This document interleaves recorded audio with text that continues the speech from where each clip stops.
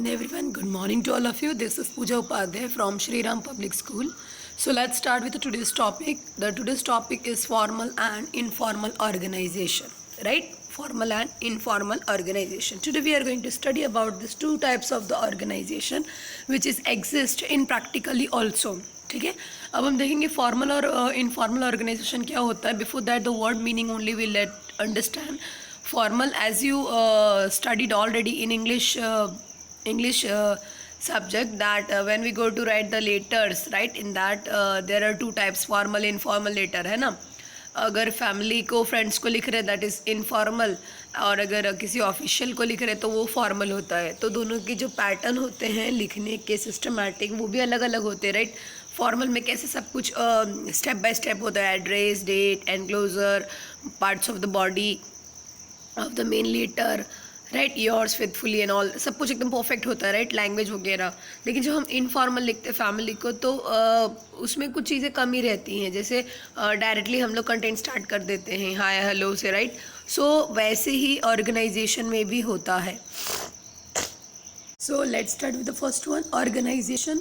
Formal organization, correct.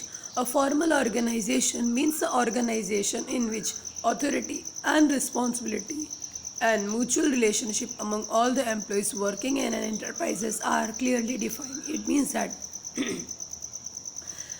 this is one type of the organization where all the things are kept systematically, we can say that, right. Because see ये एक ऐसा organisation है जहाँ पे rules, regulations, procedures, designation सब कुछ पहले से क्लियरली डिफाइंड है कि किसको कौन सा काम करना है, किसकी कौन सी अथॉरिटी है, रिस्पॉन्सिबिलिटी है, और एम्प्लॉयज़ के बीच आपस में क्या रिलेशनशिप है, ठीक है.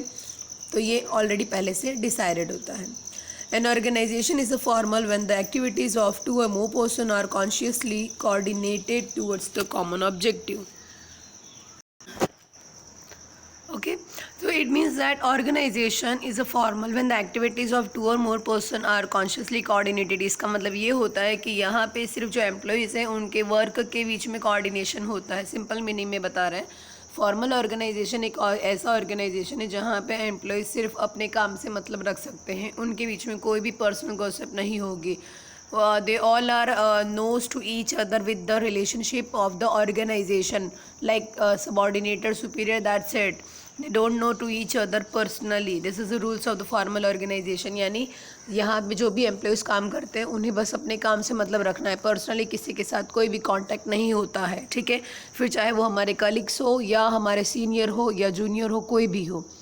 ये इस तरह का ऑर्गेनाइजेशन होता है जहाँ पे सिर्फ और सिर्फ काम से मतलब रखना है, काम के अलावा कोई भी बातें नहीं होगी. इनफैक्ट इवन लंच टाइम में भी आप सिर्फ अपने काम से रिलेटेड ही बातें कर सकते हो, उसके अलावा पर्सनल चैट भी नहीं कर सकते during the lunch time also, ठीक है. तो ऐसे ऑर्गेनाइजेशन को हम लोग क्या बोलते हैं, फॉर्मल ऑर्गेनाइजेशन. क्या बोलते हैं, फॉर्मल ऑर्गेनाइजेशन. क्लियर हो गया, सिंपल मीनिंग में लर्न कर लीजिएगा. एक ऐसा ऑर्गेनाइजेशन जहाँ पे rules, regulation, authority, responsibility, procedure, policy सब कुछ पहले से prescribed हो, an employee has to follow that only, correct. That is known as the formal organization. Let's see the features of it. First it is defined the interrelationship. It means that formal organizations में पहले से ही relationship among the employees क्या होगा ये decided रहता है. जैसे कौन किसको काम देगा, कौन किसको रिपोर्ट करेगा, ठीक है. लाइक सुपरवाइज़र कौन है, सबऑर्डिनेटर कौन है, कौन किसको कैसे ऑब्जेक्टिव्स देंगे, फिर वो वर्क कैसे कंप्लीट होगा, ये सारे रिलेशनशिप ऑलरेडी क्लियर है. यानी कि हर एम्प्लॉय को पता है कि हमें किससे काम लेना है और किसको रिपोर्ट देना है. यहाँ पे किसी भी तरह का कन्फ्यूजन्स नहीं होता है, ठीक है. नेक्स्ट है, it is based on the rules and procedure. ये टोटल ऐसा ऑर्गेनाइजेशन है ना जो टोटली रूल्स, रेगुलेशंस और प्रोसीजर पे बेस्ड है. यहाँ पे कुछ भी हम अपने मन से नहीं कर सकते हैं, यानी कोई भी इनोवेटिव थिंकिंग करके हम लोग किसी भी काम को नहीं कर सकते. इनफैक्ट जो रूल्स, रेगुलेशन ऑर्गेनाइजेशन ने बनाया है आपको उसी को फॉलो करना है और वैसे ही काम करना है. आप अपना पॉइंट ऑफ व्यू यहाँ पे नहीं रख सकते. जो प्रोसीजर कंपनी ने बोला, अगर आपको लगता भी है ना कि ये प्रोसीजर बहुत लेंदी है, इससे और अच्छे से हम दूसरे प्रोसीजर से करेंगे तो और शॉर्ट में हो जाएगा, then also you not suppose to use it because it is a formal. So what the rules and procedure are made, that only you have to follow. It's compulsory. Third one, it is based on the division of work. This organization complete their work on the basis of the division of work. It means that according to the designation department wise यहाँ पे काम सबको बांट दिया जाता है, ठीक है, जिसकी जो लेवल ऑफ एफिशिएंसी होती है according to that division of work complete कर देते हैं। तो जिसको जो काम दिया गया उनको वही काम से मतलब रखना है, ठीक है। तो it is based on the division of work. Next है, इट इज़ डेलिबरेटली क्रिएटेड। क्या होता है? डेलिबरेटली क्रिएट किया जाता है। It is impersonal. इम्पर्सनल क्यों है? क्योंकि यहाँ पे जो है एम्प्लॉयज़ काम में अपना पर्सनल पॉइंट ऑफ व्यू नहीं रख सकता। उसको जो काम दिया गया है, जैसे दिया गया है वैसे ही करना है, जिस प्रोसीजर में कहा गया है उसी प्रोसीजर में करना है। तो यहाँ होता क्या है कि एम्प्लॉय अपने मन से कुछ नहीं करता। For example, if you do some work, right, if you think that how I'm doing that work, I can better do this work by my own method. It's not allowed here.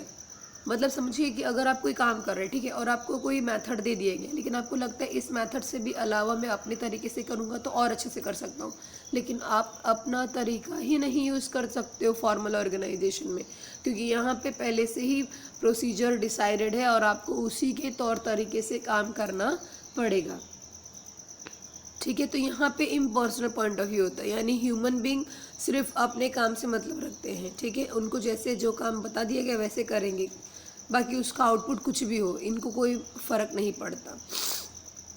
Next है, it is more stable. Stable का मतलब पता है आपको? Stable का मतलब it always exist in the market, that's it. It not I mean कि इनको लॉस नहीं होता है, लेकिन इनको ग्रोथ एंड डेवलपमेंट के चांसेस भी कम होते हैं। स्टेबल का मतलब ये है कि ये सिर्फ मार्केट में टिके रहते हैं, लेकिन इसका मतलब ये नहीं कि ये ग्रोथ और डेवलपमेंट करने लग जाते हैं, बिल्कुल नहीं। बहुत मुश्किल होता है इनके लिए ग्रोथ एंड डेवलपमेंट करना, ठीक है। तो ये स्टेबल का मतलब जिस लेवल पे रहते हैं उसी लेवल पे टिके रह जाते हैं, क्योंकि जब जो रूल प्रोसीजर बता दी गई है, जब आप उसी पे काम करोगे, कुछ क्रिएटिव नहीं रहेगा, तो डेवलपमेंट होने के चांसेस कितने होते हैं? 1% ही रह जाता है, ठीक है। इसीलिए कहा गया है it is more stable. It means stable मतलब क्या होता है? फिक्स रहना। ये अपना इसका जो पोजीशन है, ठीक है, इसकी जो प्रॉफिट मार्जिन है वो स्टेबल रहती है। 19-20 हो सकता है, लेकिन 19-30 नहीं हो पाता है। इसीलिए हम क्या कहते हैं इसको? It is more stable company. Easy to fix authority. यहाँ पे अथॉरिटी फिक्स करना बहुत इजी होता है, क्योंकि जो रिस्पॉन्सिबिलिटी दी गई है उसी के अकॉर्डिंगली अथॉरिटी देना होता है। सो डिपार्टमेंट वाइज यहाँ पे डिवीजन ऑफ वर्क हो ही गया है, तो उसके अकॉर्डिंग जब हम काम डिवाइड करते हैं तो उस काम को कंप्लीट करने के लिए जितनी अथॉरिटी चाहिए उतनी हम लोग ईजिली यहाँ पे डिस्ट्रीब्यूट कर सकते हैं। Next, overlapping of work.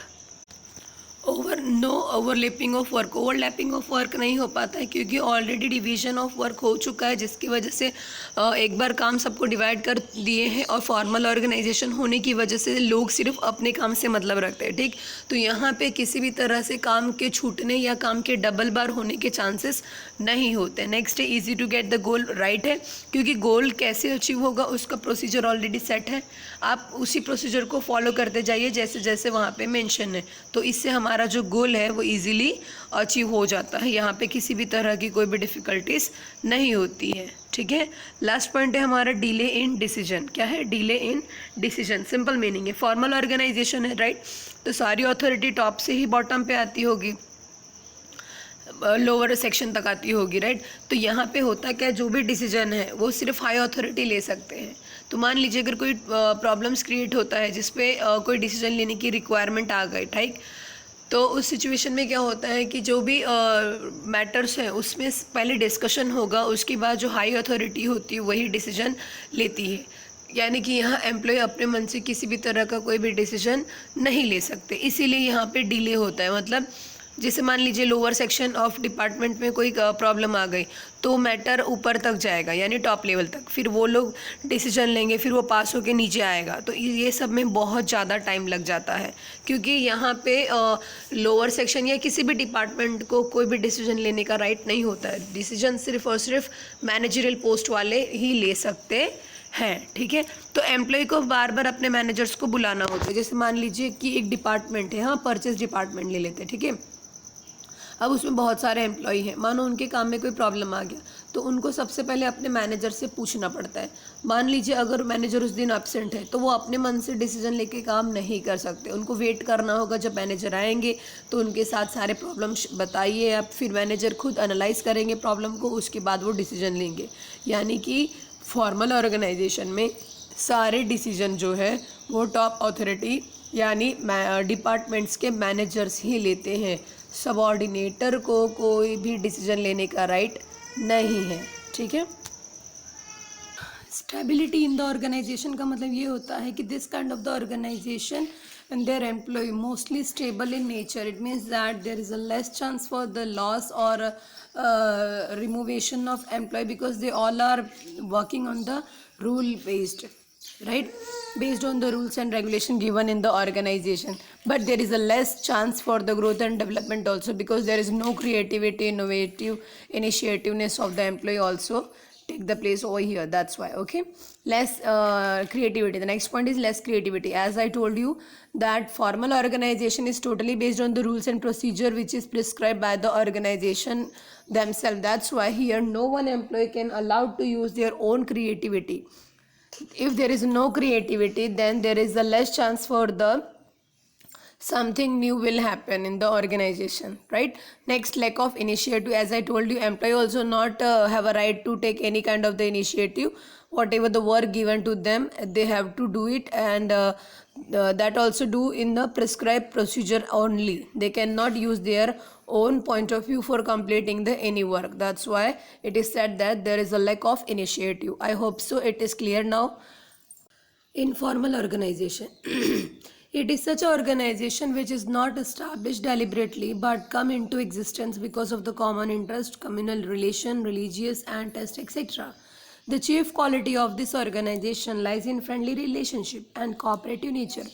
In this organization, an individual will not help to another individual in his activity simply because of he is responsible for it.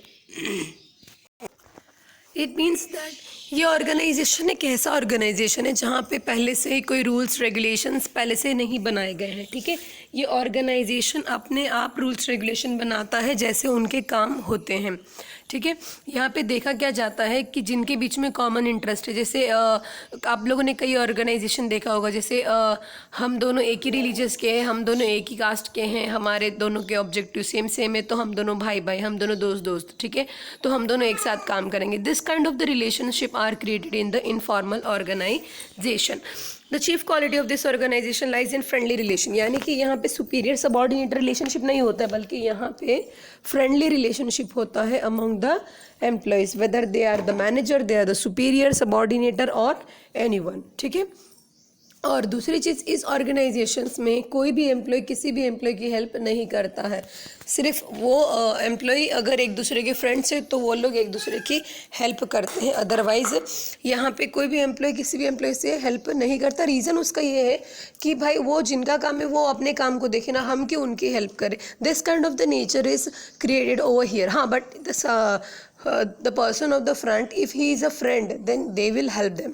मतलब अगर वो हमारा दोस्त है, हमारे रिलीजियस का है, उसकी हमारी ऑब्जेक्टिव सेम है, वो हमारी कम्युनिटी का है, तो यस वो मेरा दोस्त है और आई विल हेल्प देम, ठीक है। Whether they are from the different department, it's not a matter. लेकिन अगर वो मेरा फ्रेंड नहीं है, हमारा कोई इंटरेस्ट मैच नहीं करता है, तो हम उनकी हेल्प नहीं करेंगे। इस तरह का माहौल होता है इनफॉर्मल ऑर्गेनाइजेशन में, ठीक है। For example, in formal organization, a supervisor can consult with his department manager only regarding his problem related with his department. But in informal organization, a superior can consult with next one, a formal organization, supervisor follow the chain of communication level wise, but in informal organization chain of communication are not follow. Simple meaning है कि जैसे अगर formal organization है तो वहाँ पे department wise उनको काम करना होता है, ठीक है। As I told you that they not allowed to go to another department and talk because there they have to discussed only work related matter. So if there is any kind of the problem occurred in one department, they have to discuss with the same departmental departmental person not go with another department, ठीक है। But in informal organization what happen, you know, कि अगर एक department में problem हो रही है तो वो उसी डिपार्टमेंट में या किसी भी डिपार्टमेंट में जा कर के अपने प्रॉब्लम का सोल्यूशन निकाल सकते हैं। फॉर्मल ऑर्गेनाइजेशन में क्या होता है, चेन ऑफ कम्युनिकेशन फॉलो किया जाता है। Chain of communication means that top to middle, middle to lower and lower to middle, middle to top. लेकिन इनफॉर्मल में क्या होता है, top to lower, lower to middle, middle to top, lower to top, किसी भी तरह से communication किया जा सकता है। यहाँ पे कोई भी चेन ऑफ कमांड यूज़ नहीं होता। Let's see the features of the informal. First, based on the formal organization. Simple है, कोई भी ऑर्गेनाइजेशन जब स्टार्ट होती है तो वो डायरेक्ट इनफॉर्मल नहीं होती, सबसे पहले वो फॉर्मल होती है, उसके बाद ही वो इनफॉर्मल में कन्वर्ट होती है। नेक्स्ट है, it has no written rules and regulation. It has no written rules procedure, इसका मतलब यहाँ पे पहले से ही काम करने के लिए कोई भी रूल रेगुलेशंस नहीं बनाया जाता है। जैसे जैसे सबऑर्डिनेटर सुपीरियर एम्प्लॉयज़ काम करते हैं वैसे वैसे वो अपना खुद का रूल्स रेगुलेशंस बना देते हैं, ठीक है। नेक्स्ट है, independent channels of communication. As I explain you early in the definition only that here the communication not took the place in a proper direction. कोई भी कभी भी किसी भी डिपार्टमेंट से कोई भी बातचीत कर सकते हैं। Some time it relates with work also and some time it may be personal gossip. Okay, it is not deliberately created. अब ये पहले से ही प्रिस्क्राइब किया हुआ नहीं है, डेलिबरेटली क्रिएटेड नहीं, यानी पहले से प्री प्लान नहीं होता है। It is a no organizational chart. इस तरह के ऑर्गेनाइजेशन का फ्रेमवर्क स्ट्रक्चर किसी भी ऑर्गेनाइजेशनल चार्ट में पहले से बनाया हुआ नहीं है। इट इज़ पर्सनल, यानी कि यहाँ पे जो एम्प्लॉय है वो अपने मन के मुताबिक होते हैं। मन किया तो काम करेंगे, नहीं किया तो नहीं करेंगे। मन किया तो जैसे काम करने का होगा वैसे काम करेंगे, नहीं करना होगा तो नहीं करेंगे, ठीक है। यहाँ पे इनका पूरा पर्सनल होता है। तो इसमें दोनों चीज़ पॉसिबल है। कभी कभी हो सकता है कि एम्प्लॉय को ज़्यादा काम करने का मन कर रहा है तो वो ज़्यादा काम भी कर सकते हैं, नहीं मन कर रहा है तो कोई काम नहीं करेंगे। नेक्स्ट है, इट इज़ नो स्टेबिलिटी। ऐसी कंपनियों का जो जहाँ पे इनफॉर्मल ऑर्गेनाइजेशन मेथड यूज़ होता है वहाँ पे दोनों चांसेस है, या तो प्रॉफिट बहुत ज़्यादा होगा या तो लॉस होगा, या तो डेवलपमेंट ग्रोथ होगा या तो कंपनी बंद होगी, दोनों के चांसेस है। इसके लिए हम लोग कहते हैं there is no stability. Effective communication, यहाँ पे किसी भी बातचीत को डिसीजन लेने में डिले नहीं होता। इफ़ेक्टिव कम्युनिकेशन यानी जब जिसको जिससे जो भी पूछना है इमीडिएटली वो अपने कम्युनिकेशन को कंप्लीट कर सकते हैं, ठीक है।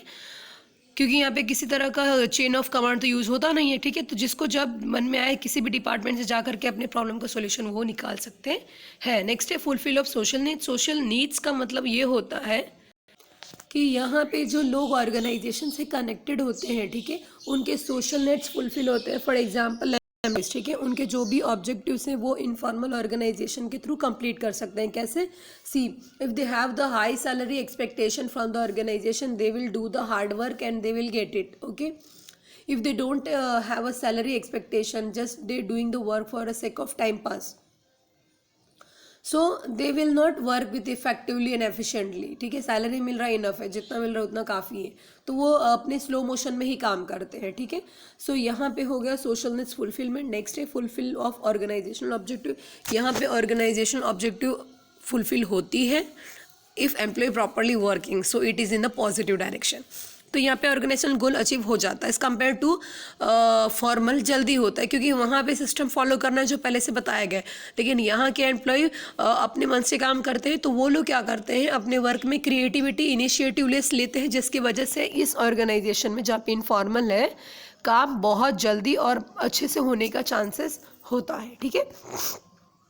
नेक्स्ट है, इट्स क्रिएट र्यूमर। र्यूमर मतलब ये यहाँ पे एक दूसरे के बारे में चुगली करना, फेवरिज्म करना, ये सब चीज़ें चलती रहती है, क्योंकि कोई सिस्टमेटिक तो यहाँ पे चेन ऑफ कम्युनिकेशन है नहीं, कोई किसी से कुछ भी बात कर सकता है, तो इसके लिए यहाँ पे र्यूमर ज़्यादा फैलती है related with the work. Okay, next है, इट रेसिस्ट चेंजेस। यहाँ पे चेंजेस हमेशा होता रहता है, किसका?